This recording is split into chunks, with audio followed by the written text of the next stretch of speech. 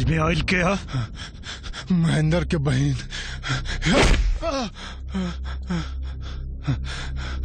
तोहर मेहरारू क्या? तोहर मेहरारू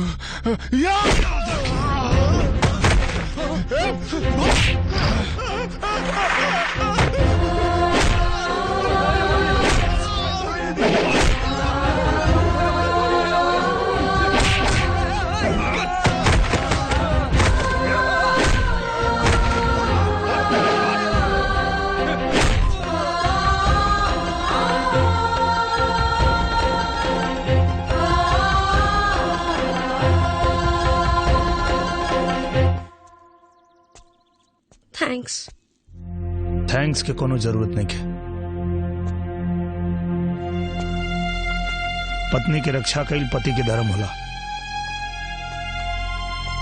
तो हमरा के अपन पति माना या ना माना, हम तोरा के अपन पत्नी बना चुकल बानी और हमार पत्नी पे केहू बुरी नजर डाली तो करी है हाल करब।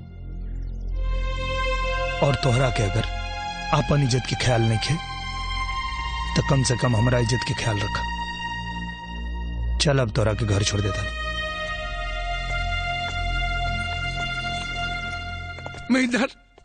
महेंद्र, अरे पानी सर से ऊपर। आवाज नीचे। बाहर निकल। हम बाहर बारा किला ये तो हम नहीं जाना, बाकी तू आनर जरूर हो गई बारा। अरे इतना सब कुछ हो गई और तोरा कुछ देखा के दे। शादी ब्याह कोनो गुड्डा गुड़िया का खेला का? जब जे चाहे केहू आके मांग भर दी।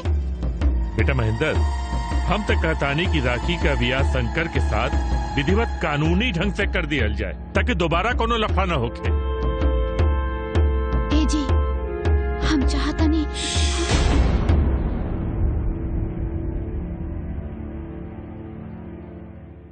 भैया भैया अब बहुत गड़बड़ हो गई भैया। वो विधायक प्रताप सिंह हमरा सामने से राखी के उठा के लेके गई बा। गधा, तोरा सामने से राखी के उठा के ले गई, अब तू यहाँ सूचना देवे आज बड़े? का करती भैया, ओकरा लगे 8-10 गो गुंडा रहे। भैया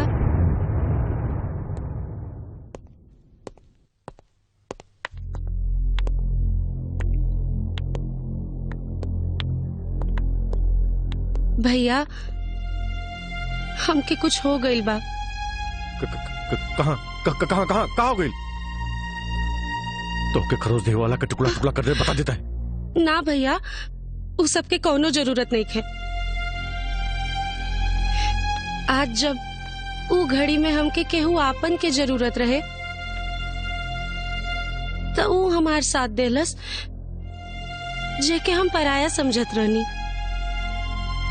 जेकर नाम के सिंदूर हम मिटावल चाहत रहनी। आज उहे हमार अस्तित्व मिटवला से बचा देलस। भैया हमके प्यार हो गइल बा भैया।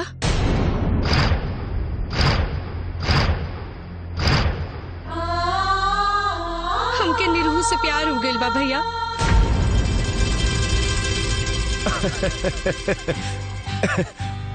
कोनो बात नहीं पगली, तोर खुशी में हमार खुशी है।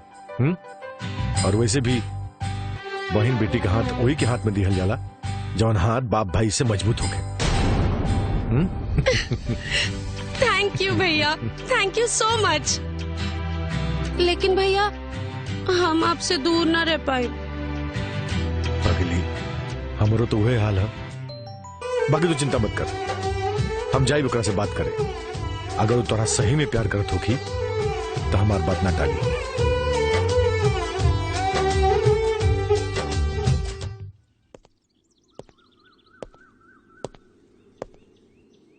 का भाई? अब 1 2 3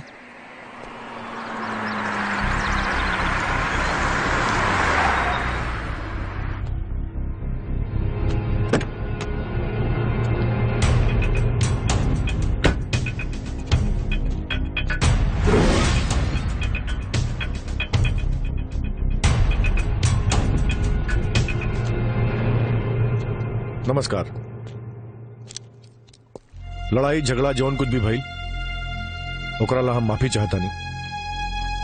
और वैसे भी कोनो लेकी की बियाह जिंदगी में एक बार होला जौन हमरा बहन के हो चुकल बा। घुमा फिरा के बात मत करी, सीधा मुद्दा पे आई।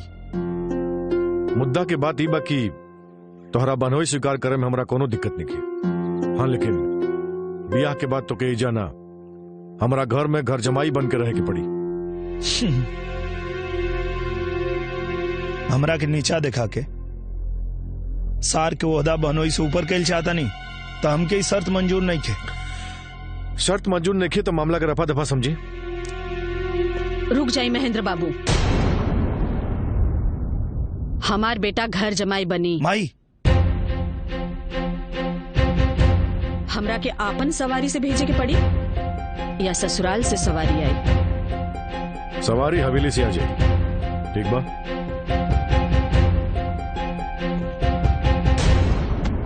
तो के का जरूरत रही कहे के कि हम घर जमाई बनब? हम घर जमाई बन जाए तो तोहार देखभाल के करी? बेटा, जे दूसर के देखभाल के जिम्मा उठावेला ओकर देखभाल भगवान करेला। भगवान भरोसे छोड़ के नहीं जा सकत हम। अरे महाराज, हम मर गए का? हम करब माई के देखभाल। ओकरे बाद जब तू भौजी के लेके आ जाइबा तब फिर भौजी करिए माई के देखभाल। बबुआ, ई महेंद्र बाबू जोन प्रॉपर्टी के मालिक बन के बैठल बाड़न ओकर असली हकदार हमार सहेली बिया जानकी, जौन आजी दौलत के चक्कर में कैद के जिंदगी जी रहल बिया। ई महेंद्र बाबू और ओकर परिवार हमार सहेली के बेटी के ऊपर ऐसा जादू चलेले बा कि हमार सहेली के बेटी अपन माई से ही नफरत करतिया।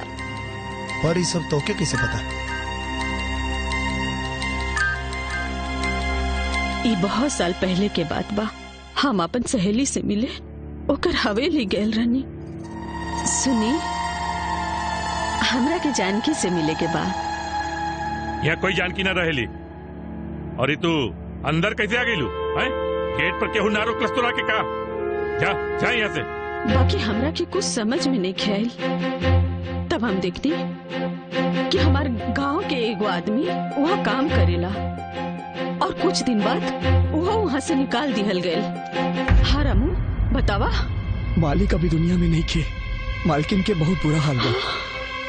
केहू के उनकरा से मिले नहीं खे देत। वही हमरा के ये सब बतैलस। हाँ ठीक बा, लेकिन हम का कर सकता नहीं? बहुत कुछ कर सकता नहीं। बबनी के बाबूजी ऐसा वसीयत बना के गईलन कि बबनी के हर चीज पर दामाद जी के रजामंदी चाहिए। और ओ दिन पार्टी में राउर तेवर देख के ऐसा लागल कि एक रउआ ही बानी जे जानकी माई के इंसाफ दिला सकेनी। रउआ से हाथ जोड़ के विनती करतनी, कुछ दिन खातिर रउआ चली घर जमाई बन के।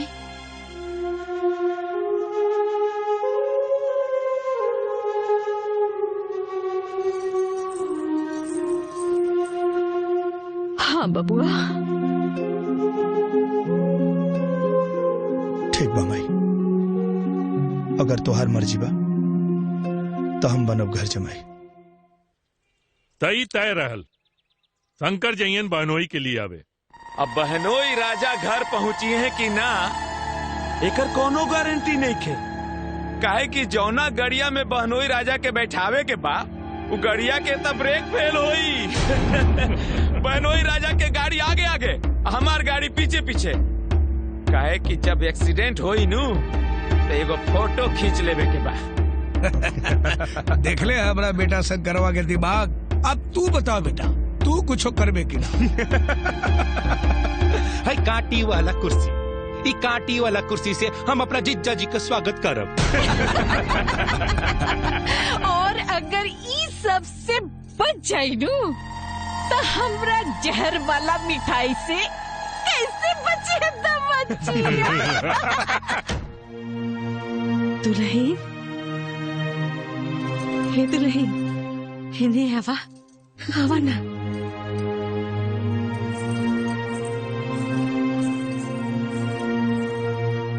दामाद जी कहिया आवता रहे? वो अजवे ही आ रहल बड़े। अजवे? हाँ। दुल्हन, कुछ पैसा दे देना। खाली हाथ दामाद जी के कैसे देखो? ठीक बा माई देता नहीं।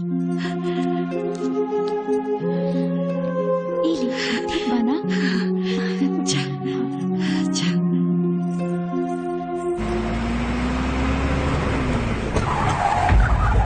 हाँ भाई साहब ब्रेक फेल हो गई साहब। गाड़ी न्यूट्रल में डाल। गड़िया के टेक ओवर करता ब्रेक फेल बाओ में। चल चल ऑल द बेस्ट आखिरी सलाम। पीछे जो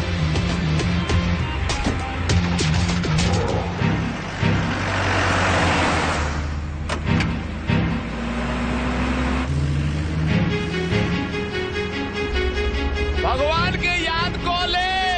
याद कर लेते हूँ, भगवान के याद कर ले। ब्रेक नहीं खे। हाँ हमार ब्रेक लागत नहीं क्या और तू ब्रेक मार पाइबे ना। चल भाग। पता न का हंस के बोलत रहे। हमार गर्लफ्रेंड पे लाइन मारा था, हम बर्दाश्त कर ले। अब आई लूट पहाड़ के नीचे। अब हाथ जोड़ के भगवान भगवान करत रही, लेकिन कुछ ना हुई। गईल भैंस पानी में।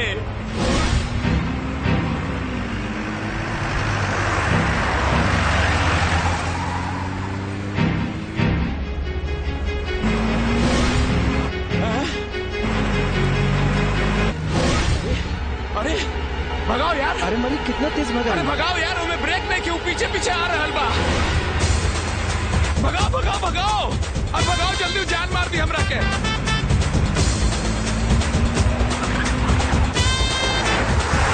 ए भाई रुक जो, हमें ब्रेक नहीं खे। अबे भाग मर जाइबे।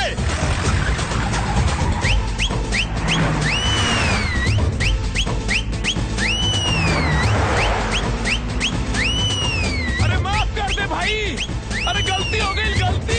ब्रेक नहीं खेला का हम का करीबे। अरे तू बढ़ाओ यार, क्या सोचता रे। कहो तानी कि बढ़ाओ बढ़ाओ तो समझ में नहीं निरहुआ के चक्कर में आने का नहीं।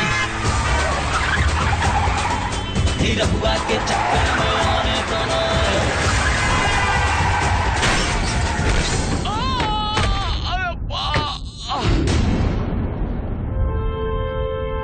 आराम से।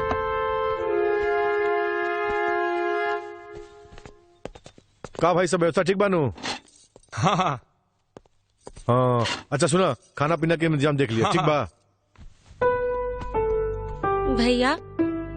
ए शाबाश। काहे ला इतना प्यार करेनी हमरा से? काहे कि तू हमार बहन ना बेटी लगेली। हर बेटी बियाह के बाद मायका छोड़ के ससुराल जाली, लेकिन आप हमरा खातिर मायके में ही घर जमाई लेके आ गई नी। तोहरे बिना तब हमहू न जी पाई पगली। मालिक जौन गाड़ी भेजले रहनी दामाद जी के लावे खातिर, ओकर एक्सीडेंट हो गई। अरे ना ऐसा नहीं हो सकत। हम बानी नो, हम दिखता नहीं। एकदम सही कहता है। अपने के रहते हमके कुछ होइए नहीं के सकत। वो बिल बाबू हमें उनकर थोड़ा नस वस खिंचा गइल बा। अब ठीक बानी ना? एकदम बढ़िया सब मजे में। बैठी। हम तो डरा गए रहनी। हम का कहत रहनी है कि हाथ मुंह धो लेती तो खाना रेडी बा, चल के खा लेती। अरे खाना खाए से पहले घर वाला लोग से परिचय तो कराई। हाँ भाई राहुल। अरे भैया, अरे उठा उठा आराम से। अरे बहुत दर्द हुआ था, न तो हम बता देते कि हम के बनी जा। अरे कोनो बात ना, आराम से बताइए। हम राउर ममिया ससुर बन। प्रणाम। हम रउआ के ससुरे लागो। और हम राउर सास बनी। और हम राउर सरहज। आई दामाद खातिर वीआईपी कुर्सी बैठी। आराम कुर्सी की जरूरत हमरा ना, इनका बा, इनका के बैठा। अरे हम यही बैठ जाए। ना ना हमरा आराम के जरूरत बा। चोट तो सर पे लागल बा, दर्द पछवाड़ा से काहे निकलता। ऐजा बैठ जाता नहीं। हाँ। अच्छा हाँ। घर के बड़ बुजुर्ग बानी, आप बैठिए। ना ना हमके डॉक्टर मना कैले बा। अच्छा शुरू करी ना। हाँ हाँ शुरू करी। अरे रुकी रुकी रुकी, अरे घर का दामाद बानी, पहले मुंह मीठा करके तब बाद में खाना खायल जाई। अरे लियावा ना मिठाई। दे दे। जोर से चोट लागल बा, हम मीठा खाई।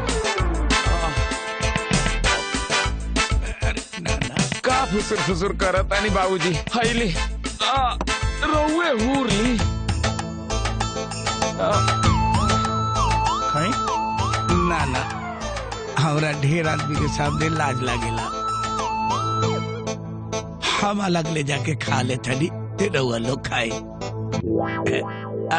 अरे एक दो को मिठाई खाए के रहे पूरा पलट में लेके गईलन। तैयारी तो आप लोग बहुत अच्छा कर ले रहनी है, लेकिन वो कहा कि आज हम उपवास पे बानी तो आज खाली हम फल खाई।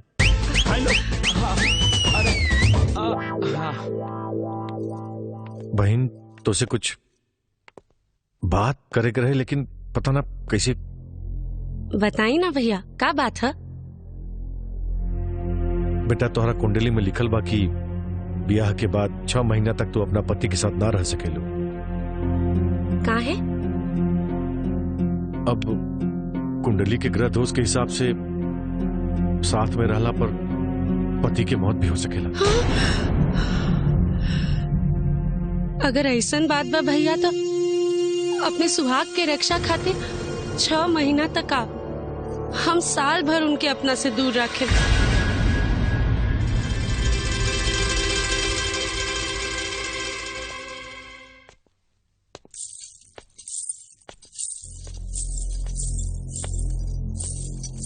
हमेशा दुल्हा दुल्ही के इंतजार करेले।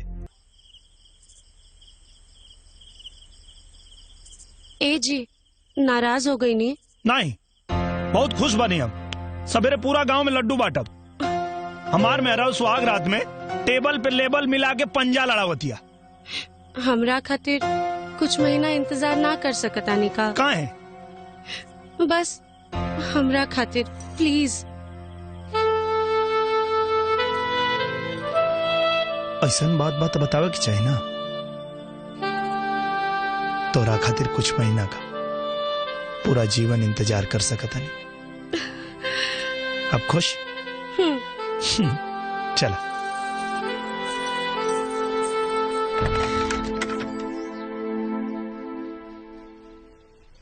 बेटा